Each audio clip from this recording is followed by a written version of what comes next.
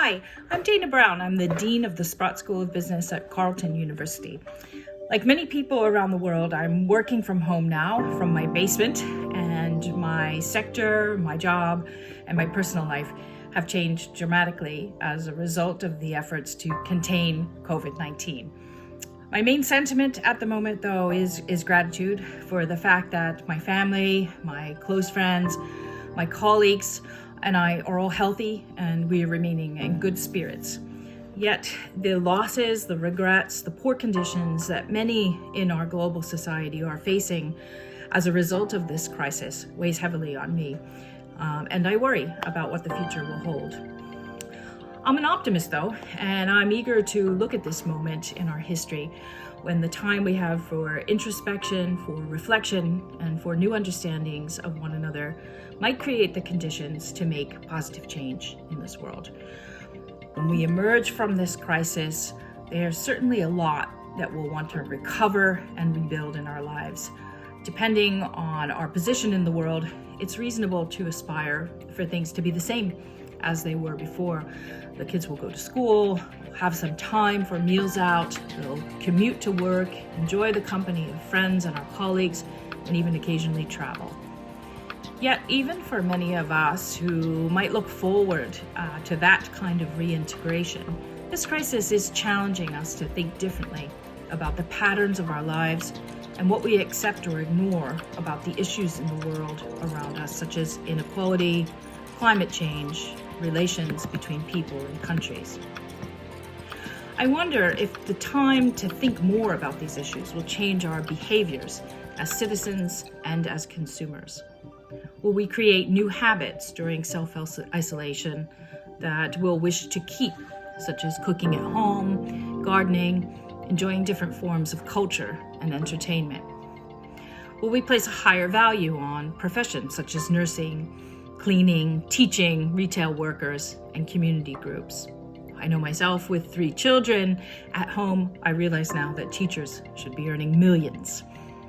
Will these changes in our individual habits, preferences, and values add up to a significant change in the economy and our engagement in politics? These are important questions that could significantly change the scenarios that emerge after social reintegration. Such changes could create threats to the economy as it was, or opportunities for the emergence of growth of new and existing business models. The entrepreneur in me finds this prospect exciting and interesting, yet I realize that the adaptations that could be required by current businesses are going to be daunting. Equally intriguing to me is the possibility that we as a society will have learned something about our collective power to act.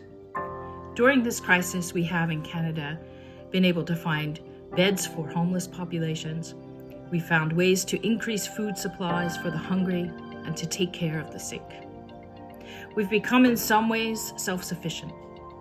We've reduced air pollution. We've joined together in rapidly adapting new social norms.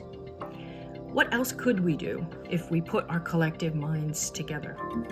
After this, will we see the intractable problems of our society in the same way that we did before? Or will we see new paths to solve them? Will we act to resolve inequalities, or will we allow them to deepen and worsen?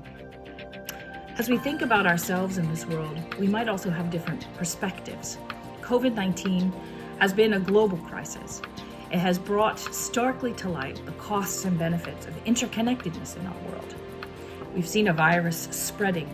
We've seen major industries related to travel and airlines that fostered the connections between us collapse.